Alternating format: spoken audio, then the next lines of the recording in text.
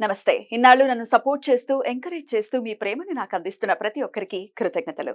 అలాగే ఈ వీడియో కూడా ఖచ్చితంగా మీకు ఉపయోగపడుతుంది. లైక్, షేర్ అండ్ సబ్స్క్రైబ్ చేసి మీ సపోర్ట్‌ని నాకు అందించండి. అలాగే ఈ వీడియో పట్ల మీకున్న అభిప్రాయాన్ని కామెంట్ సెక్షన్‌లో కామెంట్ చేసి తెలియజేయండి. ఇప్పుడు వీడియోని చూద్దాం. నమస్తే, వెల్కమ్ టు అవర్ ఛానల్. నేను పద్మిని. ప్రస్తుతంతో పాటు ప్రముఖ ఆధ్యాత్మికవేత్త, జ్యోతిష పండితులు, న్యూమరాలజిస్ట్, అలాగే జెమాలజిస్ట్ తనుష్క గారు మనతో పాటు ఉన్నారు. మాట్లాడదాం. తనుష్క గారు నమస్తే అండి. నమస్తే అమ్మా. మేడం, ముందుగా మీకు గుప్త నవరాత్రుల శుభాకాంక్షలు. ఓకే అమ్మా, నమస్తే. మీ తమిళనాడులో కూడా చాలా వైభవంగా చేస్తారు కదా అవును, వారాహి దేవిని. అవును. అత్యంత అద్భుతంగా వారాహి దేవి మనందరికీ తెలిసిందే. సప్తమాతృకలలో ఒకరు వారాహి దేవి. అవునమ్మా. వారాహి దేవిని గనక కొలిస్తే తీరనటువంటి సమస్య ఏమీ ఉండదు అనేది అవును. కూడా వింటూనే ఉంటాం. లక్ష్మీదేవికి మరో స్వరూపం వారాహి. వారాహి. అయితే వారాహి దేవిని ఎలా పూజించుకోవాలి అనే ప్రశ్న ఖచ్చితంగా ఉంటుంది. అవును, పూజించకూడదు అని ఒక బ్యాచ్, ఖచ్చితంగా ఒక బ్యాచ్ ఉంది. అవును. అసలు వారాహి జోలికి వెళ్ళొద్దు, వారాహి ఉగ్రము, ఇవన్నీ మాటలు చెప్పి చెప్పి నాకైతే విసుకొస్తుంది. పాపం వాళ్ళకి విసుగు రావట్లేదు, అవును. ఎందుకంటే ఏదో ఒకటి వాగాలి కాబట్టి వాగుతుంటారు. వాళ్ళు ఏదో అసలు చెప్తారు. వారాహిని ఇలా అనడానికి గల కారణం ఏంటి? అసలు వారాహి మాతని ప్రసన్నం చేసుకోవటానికి ఎలా, ఏం చేయాల్సి? సరే, నేను ఒక మాట అంటాను. ఇప్పుడు రూపంని పెట్టి తప్పుగా మాట్లాడేది చాలా తప్పు. అవును. ఎందుకంటే ఆమె చూడడానికి రూపం ఉగ్ర రూపం అని హ్మ్. అలా భయపెట్టిస్తూ ఉన్నారు. ఒకరు మనిషి డార్క్ గా ఉంటే వాళ్ళు చెడ్డోళ్ళు అయిపోతారు. అదే కదా. అది ఒకవేళ చెప్పండి. వాళ్ళు ఏమన్నా ఆ. కొంచెం ఆ, ఇలా ఉంటే మనం వాళ్ళని అసలు Definitely తప్పుగా not. చెప్పకూడదు కదా. ఉమ్. అలానే రూపాన్ని పెట్టి వాళ్ళు చెడుదా చేస్తారని ఎలా మనం చెప్తాం? ఉమ్. అట్లా కాదు. వాళ్ళకి మనసు ఉంటది, వాళ్ళు మంచి వాళ్ళుగా ఉంటారు. ఉమ్. అలానే అమ్మవారు కూడా. మీరు ఇంత ముందుకు ఒక క్లయింట్, అసలు మన ఓల్డ్ క్లయింట్ మాట్లాడారు, విన్నారు కదా. అవును, వారాహి అమ్మవారిది అసలు చేస్తున్నామండి. చేస్తున్నామండి. అమ్మవారిది చెయ్యంగానే మా పాపకు మంచి సంబంధం సెట్ అయింది. అవును. అసలు వాళ్ళు ఎన్నో రోజుల నుంచి చూస్తున్నారు సంబంధాలు, కానీ సెట్ అవ్వలేదు. అమ్మవారి పూజ చేయంగానే ఎంత మంచిగా అయింది అని చెప్తున్నారు కదా. అవును. సో నేను దగ్గర నేను ఒక పూజ అంటే మన రెమెడీస్ ఇవ్వడం కాదు, జనరల్ గా జ్యోతిష్యం స్టార్ట్ అయిన రోజుల్లోంచి ఇప్పుడు దాకా నేను అమ్మవారి పూజ చేస్తున్నాను.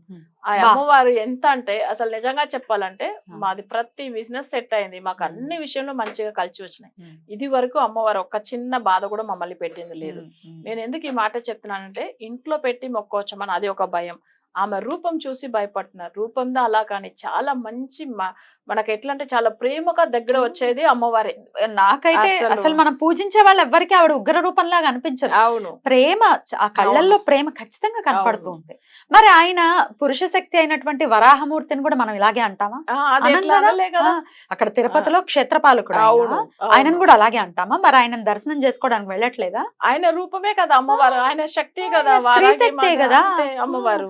చిన్న లాజిక్ ఎట్లా మిస్ అవుతారో అర్థం కానటువంటి పరిస్థితి. వీళ్ళు యాక్చువల్ గా ఏంటంటే వారాహి మాతని ఇప్పుడు కొన్ని సంవత్సరాలుగా సెపరేట్ గా మొక్కుతున్నది వల్ల వాళ్ళు అట్లా అనుకుంటారు. కానీ పూర్వీకంలో అప్పట్లో రూరల్లో ఇప్పుడు కూడా ప్రతి వాళ్ళు చూడండి శబ్ద మతాలు మొక్కుతారు కదా. అవును, ఊర్లో దాన్ని మా కన్నిగేని అంటారు. ఉమ్. అంటే 7 కన్నీలు అంటారు. 7 అంటే అమ్మవార్లు అన్నమాట. అవును. సో అప్పుడు ఏమైతుందంటే అక్కడ మన పూజలు ఇప్పుడు కాదు, అది చాలా సంవత్సరాల నుంచి చేస్తూ ఉన్నారు. అందులో వారాహి మాత ఒక అమ్మవారు.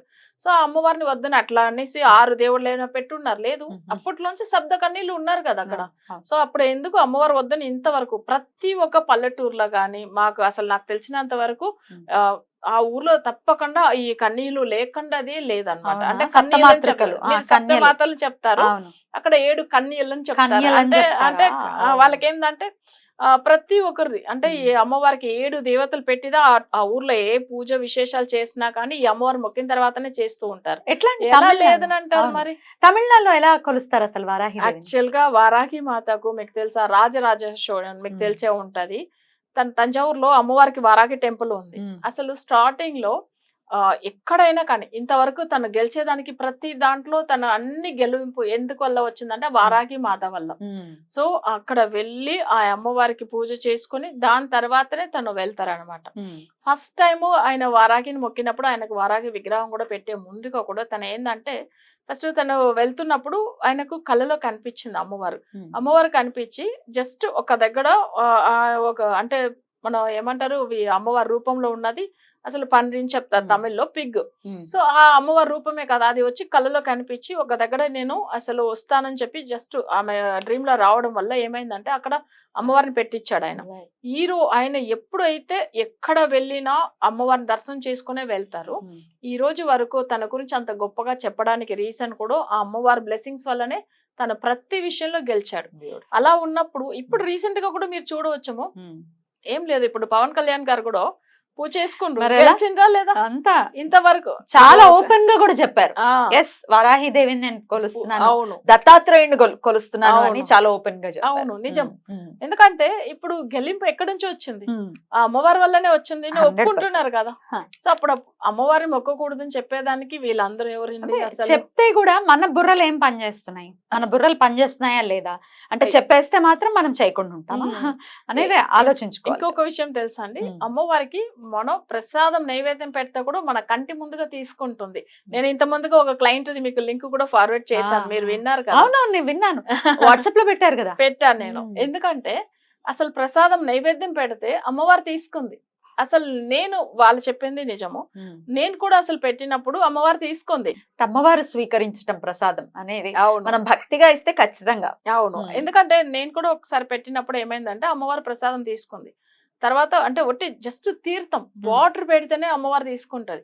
అట్లా తర్వాత నేను ఏం చెప్పానంటే మా పెద్ద బాబుకి తీసుకొచ్చి చూపించిన, చూడు అమ్మవారు ఎంత మంచిగా ప్రసాదం తీసుకుంటుందని.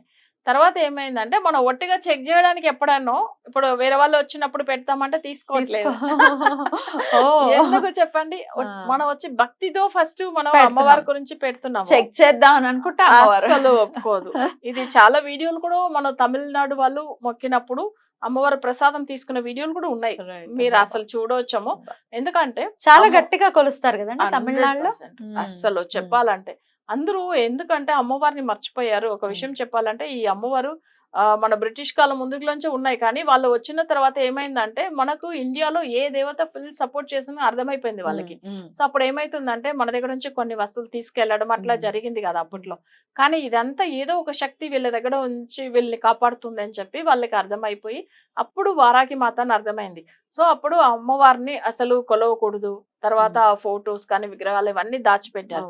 ఆ కాలంలో ఏమైందంటే ఆ అమ్మవారి మొక్కితే ప్రాబ్లం అవుతుంది అని ఒట్టిగా క్రియేట్ చేసిన విషయాలు అది అలానే కంటిన్యూ అయిపోయి ఇప్పుడు కొంతమంది చెప్పడం స్టార్ట్ అయింది. కానీ నిజంగా చెప్పాలంటే ఆ అమ్మవారిని పూజించే వాళ్ళు ఇంతవరకు, నేను దగ్గర దగ్గర ఈ ఫీల్డ్కి వచ్చి 20 years అవుతుంది, 15 సంవత్సరాలుగా నేను అమ్మవారిని కొలుస్తున్నా. ఇప్పుడు దాకా నా క్లయింట్లు కూడా అందరూ మంచిగా అయ్యారు. ప్రతి ఒక్కరు కూడా చెప్తారు, అమ్మా చాలా మంచిగా అయ్యాము. సో ఇప్పుడు మీరు చూస్తున్నారు, లైవ్ లో విన్నారు కదా చాలా మందిది. ఎవ్వరు కానీ అసలు బాగలేదని అన్న వాళ్ళే లేదు. ఎవరైనా డౌట్ ఉంటే నన్ను కనుక్కోండి, తప్పకుండా అమ్మవారిని పూజించవచ్చమంటే పూజించవచ్చు. వాళ్ళు ఇంకొక భయం ఏంటంటే రోజు నిష్టగా ఉండాలి, ప్రసాదం పెట్టాలి అట్లా లేదు. మీరు వీక్లీ వన్స్ పెడితే కూడా చాలు అమ్మవారికి. అసలు ఒక్క భక్తి ఒక్కటే తప్పించి మీరు ఏం లేదు అమ్మవారి దగ్గర చూపించి అసలు ఏదైనా ఒక చిన్న నామంతో అమ్మవారిని కొలుచుకునేలాగా ఈ 9 రోజులు, ఒకవేళ 9 రోజులు కాకపోతే లాస్ట్ 3 days అయినా చేసుకునేలాగా ఏదైనా ఒక చిన్న నామం చెప్తారా? అంటే అమ్మవారి గాయత్రి ఉంది. అమ్మవారి గాయత్రి మంత్రం వచ్చి ఓం మగిషత్ వజాయ విద్మగే దండ అస్తాయ ధీమహి తన్నో వారాగి ప్రచోదయాత్ అట్లా అని చెప్తాము. సో ఈ గాయత్రి మంత్రం ఏంటంటే చాలా పవర్ఫుల్. ఇది ఎన్నిసార్లు చేయమంటారు? అది 108 times చేయవచ్చాము. తర్వాత దండం అంటే ఏమైతుందంటే ఎక్కువ వీళ్ళు అంటే అగ్రికల్చర్ చేస్తున్నారు, వ్యవసాయం చేసే వాళ్ళకి చాలా మంచిది అన్నమాట ఇది. ఎందుకంటే దండం అనేటప్పుడు జనరల్ గా అమ్మవారి దగ్గర ఉంటది, ఎంత నెగిటివిటీ ఉన్నా ఆ దండంతోనే తొలగిస్తుంది. ఒక స్టిక్ పెట్టుంటది చూడండి, అంటే దాని తమిళ్లో వచ్చి ఏందంటే మనవి అంటే ఉలకైనంట రోకలి. రోకలి రోకలి ఉంటుందా? అమ్మ చేతిలో ఉంటది, ఒక చేతిలో రోకలి, ఒక చేతిలో నాగలి. ఫార్మర్స్ వాళ్ళు ఏదైతే అదంతా. ఎందుకంటే ఎవరైతే వ్యవసాయం చేసేవాళ్ళు మీరు అనేట్టుగా వీళ్ళకి వచ్చి అమ్మవారు శక్తి ఉంటే అమ్మవారిని మొక్కుతే వాళ్ళకి చాలా బాగా కలిసి వస్తాయి. సో భూమికి అధిదేవత కూడా అమ్మవారు. ఇప్పుడు భూమికి సంబంధించిన ఇబ్బందులు ఉన్న వాళ్ళు కూడా చేయవచ్చు. అద్భుతం. అవును, ఇలా ఈ మంత్రం చదువుకొని అమ్మవారికి పూజలు చేయడము. నైవేద్యం ఏం పెట్టమంటారు? అమ్మవారికి నైవేద్యం అంటే అసలు మనం వచ్చి తెలుగులో ఏమంటారు, ఇట్లా మురుమురాలు అంటారు కదా, మురుగులు అంటారు తమిళ్లో. అంటే అవి దాన్ని పెట్టి దాంతో బెల్లము పుట్నాల పప్పు వేసి పెట్టవచ్చాము. అది ఒక ప్రసాదం అమ్మవారికి ఇష్టం అన్నమాట. నెక్స్ట్ వచ్చి మనం ఇవి అంటే తెలుగులో ఏమంటారో తెలియదు కానీ స్వీట్ పొటాటో ఉంటాయి చూడండి, చిలకడ దుంప. చిలకడ దుంపలు అంటే అమ్మవారికి ఇష్టం. భూమి లోపల వచ్చే గడ్డ కాబట్టి అవి తింటాయి కదా అమ్మవారు. అట్లా యాక్చువల్ గా జనరల్ గా వాళ్ళకి వచ్చి ఆ రూపమే ఉంది కదా అమ్మవారు. సో ఏమంటారు తమిళ్లో ఏమంటారు దాన్ని? దాన్ని వల్లికిழங்கு అంటారు. వల్లికిழங்கு. వల్లికిழங்கு వల్లి కళంక. అంటే సుబ్రహ్మణ్య స్వామి భార్య పేరు వల్లి దేవత కదా, ఓకే. ఆమెకి ఇష్టమైంది కూడా. అందుకని అసలు అవి సో అందులో సాయంత్రం పూట అమ్మవారికి చక్కగా చిలకడ దుంపలు కూడా అవును. ఉడకపెట్టేసి అవి పెట్టచ్చు పెట్టవచ్చు. నైవేద్యంగా. ఆమెకి ఇష్టమైన ప్రసాదం అది. ఎందుకంటే ఇప్పుడు అమ్మవారికి స్వీట్ ఎక్కువ ఇష్టం, కానీ అది స్వీట్ పొటాటో కాబట్టి ఆమెకు చాలా ఇష్టము.